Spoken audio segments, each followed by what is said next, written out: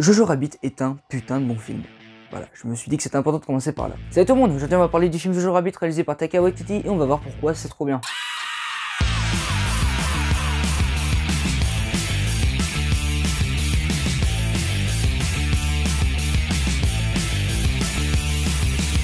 Jojo Rabbit nous raconte donc l'histoire d'un garçon de la jeunesse hitlérienne dans l'Allemagne de la Seconde Guerre mondiale, Jojo Rabbit. Jojo parce que fallait bien lui donner un nom, et Rabbit parce que merci Google Trad, Rabbit égale lapin. Lapin qu'il a refusé de tuer dans son camp de petits nazis, et qui lui a donc donné son surnom, mais également la réputation d'une poule mouillée. Du coup, Jojo Chicken c'est un peu mieux, non? Tu sais quoi?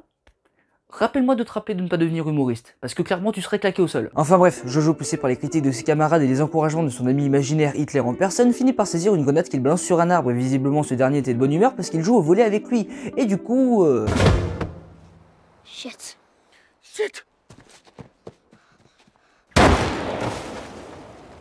Don't do that. Jojo est donc blessé et rapatrié chez lui, et on pourrait dire que l'histoire s'arrête ici, sauf que non, car de retour au bercail, il découvre que sa mère, interprétée par Scarlett Johansson, cache chez elle une juive du nom d'Elsa. Non, pas celle-là. Jojo, obligé de cohabiter avec Elsa, se retrouvera à se documenter sur les juifs et leur culture, mais aussi se rendra compte que le nazisme c'est pas ouf quand même. Et ça en gros c'est le topo du film, et il est clair que je vais le spoiler un petit peu. Néanmoins je vous invite à continuer la vidéo, de 1 parce que à la fin de celle-ci, donc je fais une annonce, donc ça serait cool que tout le monde puisse la voir, et si vous voulez pas vous faire spoiler, eh bien...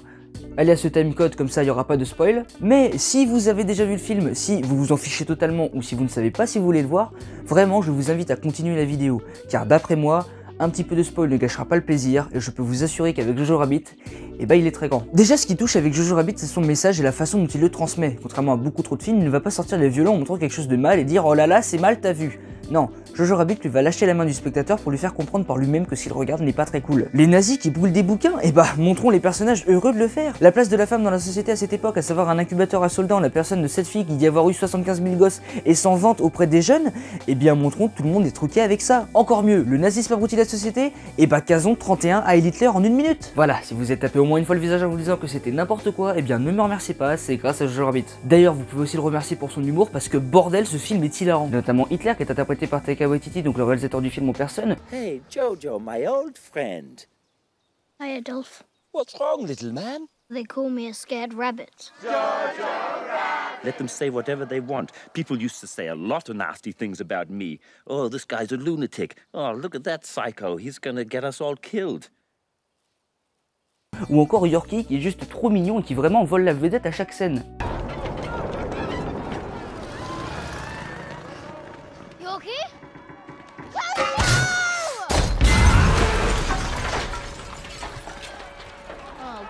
Le film est très drôle et vous va vraiment passer un bon moment, le tout en vous en réfléchir parce que la critique sur le nazisme n'est pas le seul message qu'il veut faire passer. Bon déjà ce qui est bien avec Jojo Rabbit c'est que quand il le faut, il sait être sérieux. Il y a notamment cette scène qui est juste géniale où Elsa et Jojo discutent et Jojo lui demande de lui dessiner où vivent les juifs. Du coup, elle fait un dessin qui en réalité représente Jojo lui-même et lui montre. Là Jojo le regarde et lui répond mais c'est pas un dessin de là où vivent les juifs, c'est un dessin de ma tête.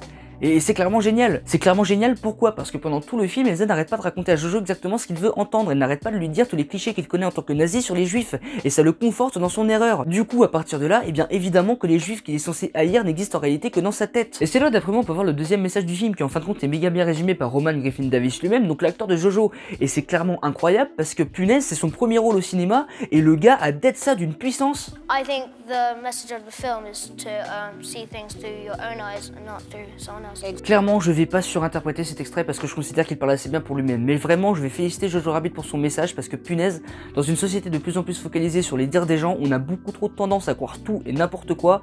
Et faut pas faire ça, c'est pas bien. D'ailleurs, c'est pareil pour moi, je le dis pas assez à mon goût, mais tout ce que je dis dans mes vidéos, ce n'est que mon avis et il est évident que chacun a le sien. C'est pour ça que mes vidéos, je les fais pas pour les vues ou pour les abonnés, même si clairement ça fait plaisir d'avoir dépassé la barre des 100 et on en reparle après. Mes vidéos, je les considère, et j'espère que vous le verrez de la même façon, comme une source de réflexion. J'ai pas la prétention de changer le monde, mais si je vous donne envie de voir un film pour ses qualités ou même ses défauts et que ça vous permet de vous faire votre propre avis sur le sujet, moi, je suis content. C'est pour ça que pour moi Jojo Rabbit est un putain de bon film, parce que, on va pas se mentir, les nazis, on sait que c'est mal. Par contre, se rendre compte qu'il faut penser par nous-mêmes et se faire un avis par nous-mêmes, il y a encore beaucoup de personnes à qui ça échappe. Les nazis c'est mal, on peut en débattre, hein, non, parce qu'en vrai, Hitler... Et le problème c'est que Kiki c'est un chien et donc il est con, donc il comprend pas ce que je dis, tu vois. Parce que tous les chiens sont cons. Non, à chaque fois je l'ai. Scooby-Doo, il est pas intelligent. Est-ce qu'il dit, c'est Scooby-Doo, il est intelligent, il sait parler. Il y a plein de gens qui savent parler, et pourtant qui feraient mieux fermer leur gueule. Et voilà, c'est pareil.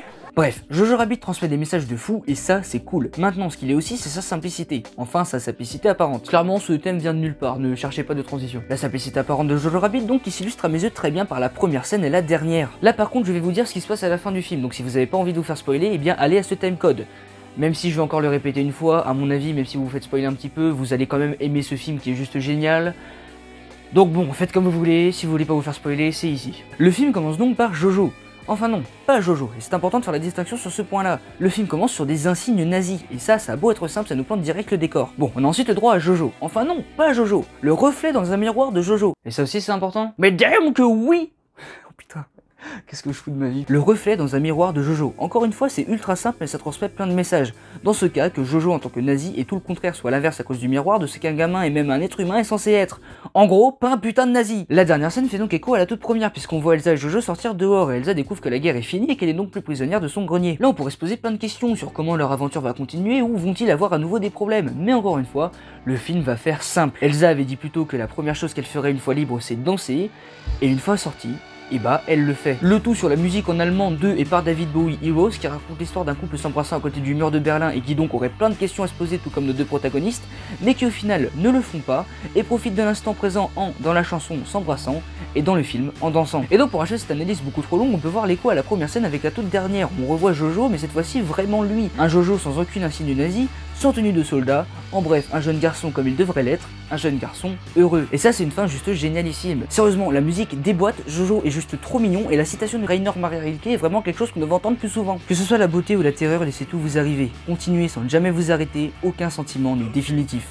C'est beau putain, c'est beau. Bref, je pourrais en parler des heures de Jojo Rabbit, mais de 1, bah ça prend du temps, et de 2, je sais pas si vous aurez la patience de voir tout ça. Donc je stoppe ici la vidéo sur Jojo Rabbit, qui encore une fois est un film juste génial et que je vous recommande vivement d'aller voir parce que putain ce film est trop bien.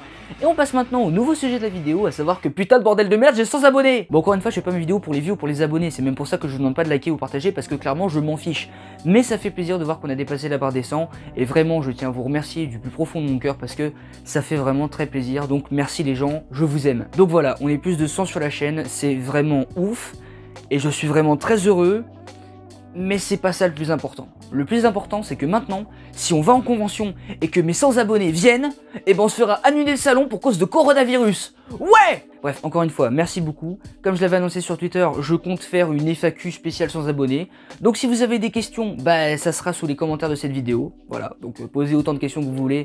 Vraiment, genre on va faire une vidéo détente en mode combien de fois manges-tu de céréales par jour? Et moi je serai là en mode 75, c'est trop marrant. Genre, voilà. Sur ce, je vous encourage encore une fois à aller voir le film Jojo Rabbit qui est juste génial. Et je vous dis à plus pour une autre vidéo. Donc à plus.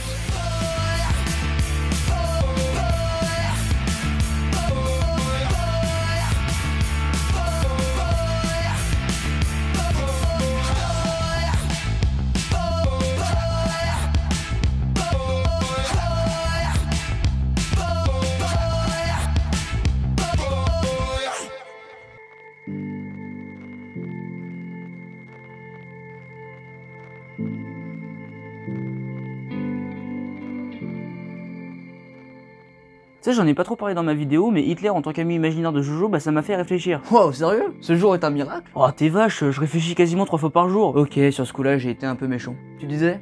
Eh bah, Hitler. Oui. C'est l'ami imaginaire de Jojo. Oui. Mais toi? Moi? T'es quoi en fait? Ah,